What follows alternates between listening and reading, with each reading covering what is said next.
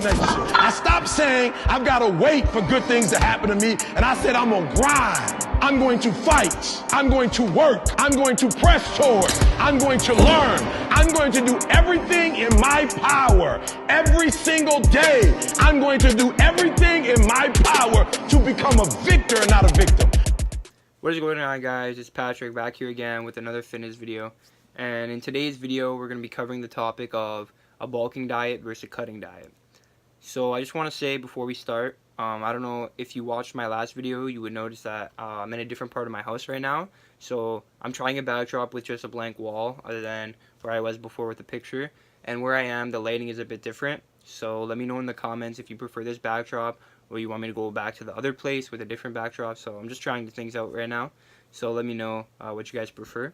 But let's get right into it. So basically, I'm going to be talking about a bulking diet, a cutting diet, what those two terms mean, and what a calorie surplus is. But in this video, I'm just going to be explaining what these two terms mean to me and what my definitions of these terms are.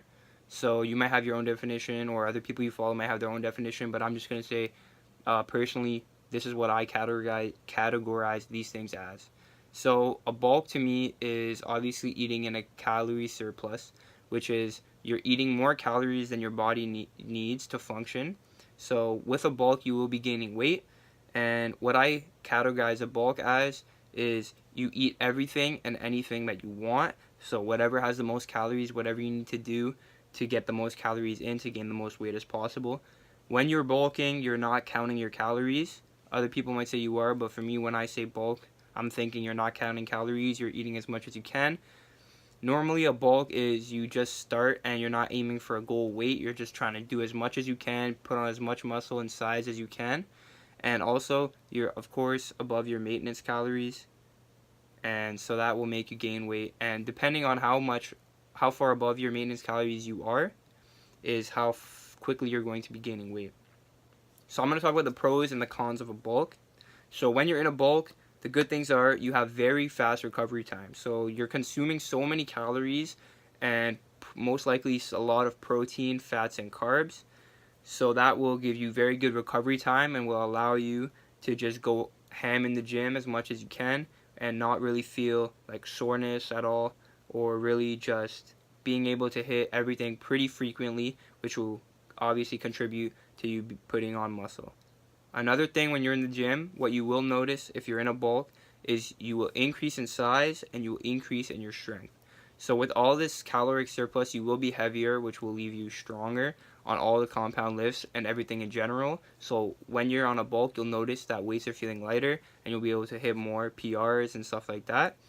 And the good thing about a bulk is diet-wise, you can just eat whatever you want.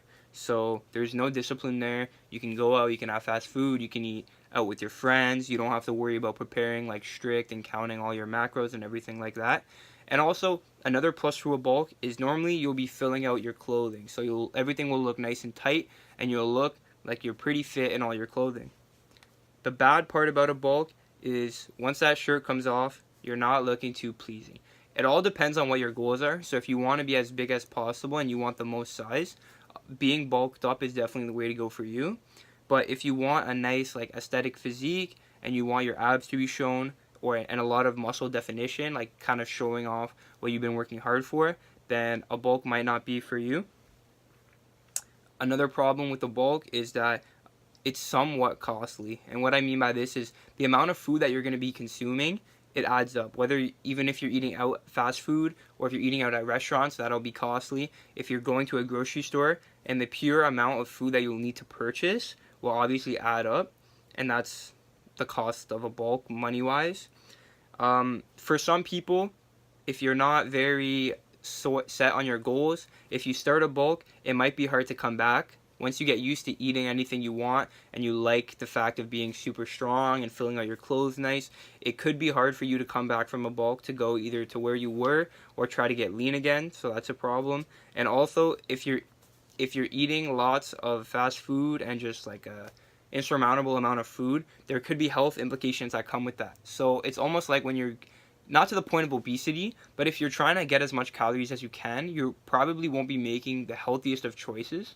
So with that, like there's a lot of heart and like other problems that you could get with that, and just like overall health could be jeopardized just for a bulk, which I don't see the value in.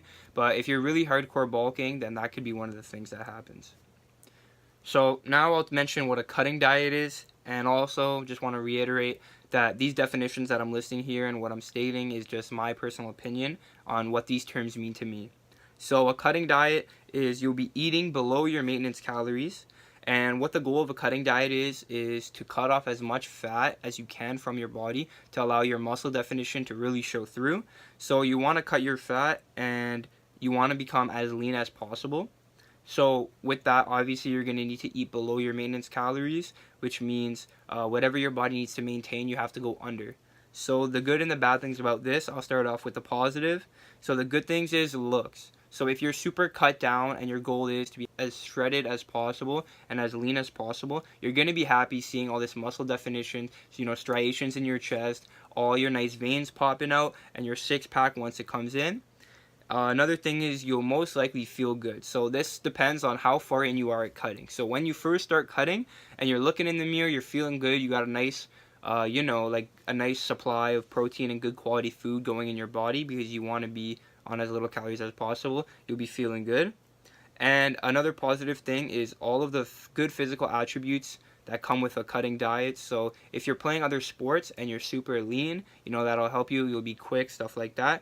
And also a good positive for cutting or being cut is you got the nice beach bod. So cutting is normally for the summer. Most people will start their cut a few months before summer to get ready for the beach. Just get ready for outdoors, like, for most guys, shirt off, for girls in their bikinis. So you want to be as lean as, most people want to be as lean as possible. And they just want to look aesthetic as pleasing for the beach, for themselves and for others. But there are bad things that come with a cutting diet. So one bad thing is the time crunch. So the amount of time it takes to go shopping, and well, that's really with bulking too, but the amount of time that it takes to cook and prep all your food, because you're going to be on a very strict diet when you're cutting. At first not so much, but once you get later on to a cut, depending on how shredded you want to get, you need to have a very strict diet. So that'll take up lots of time to be able to cook and prep all your meals so that there's no cheating happening, and to count all your macros. So this leads into the next part, or the next two parts actually, where it's discipline. So you need to be disciplined when you're on a cut. When you see all your other friends maybe that don't lift or that aren't cutting, and you see them eating whatever they want, or you're scrolling through Instagram and you see a picture of a nice juicy burger, you need to have self-discipline and remind yourself of what your goal is and what's going to make you happy. So that's why you need to stay on track with your diet and with your training. And also this leads to the next part, where another negative is that cut is very hard to manage. Basically the same reason as why it's hard to have discipline with yourself. Like temptation is everywhere, so you just need to get your goals in check and your priorities in check. And now the third thing I want to cover is what a calorie surplus is. So for me, a calorie surplus is you're increasing your maintenance calories, so similar to a bulk where your weight will increase, but you are counting all of your protein, fat, and carbs. Also, you're counting all of your calories. So for me, when I refer to a bulk, I'm thinking you're doing whatever you want. You're getting as many calories as you can. But when I think of a calorie surplus, I'm thinking you're counting every single calorie, so you know exactly how much weight you're putting on every day and every week. Also, when I say calorie surplus, you have a specific start date when you're going to start, and you have a specific stop date when you're going to stop the surplus. Obviously, these can change by how you're feeling and how you're looking like, but normally with a calorie surplus, you have everything planned out on a schedule ready to go.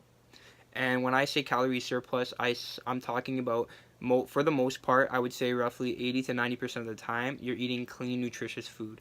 So you're not going to McDonald's and getting 4 or 5 junior chickens to make up your extra calories. You're going to have everything prepped, ready to go, meals all being cooked at home for the most part.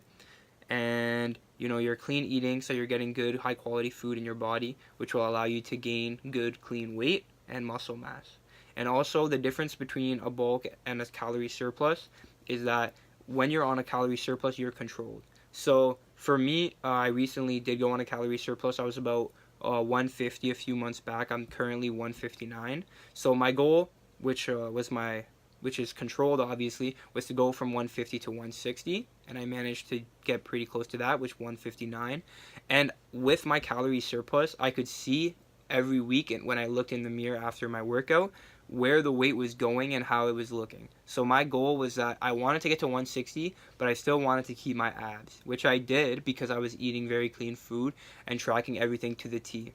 So with that, I was able to control my diet, control this surplus, and have all my calories being accounted for, and not only accounted for when I'm calculating it, but also when I'm looking in the gym and noticing the difference, the changes, where the weight gain was, and everything like that.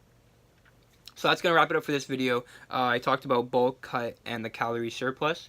Once again, these are all my definitions, so if you have different definitions, let me know in the comments. This video was requested to me on my Instagram, which I'll plug right there. So if you do have any personal questions pertaining to yourself exactly, you can DM me over there and I'll for sure help you out. And if you have any other video ideas that you want me to cover, just leave it in the comments here and I'll probably make a video on it sooner or later. So that's it for this. Subscribe if you're new. Please leave a rating if you enjoyed. And don't forget, stay aesthetic.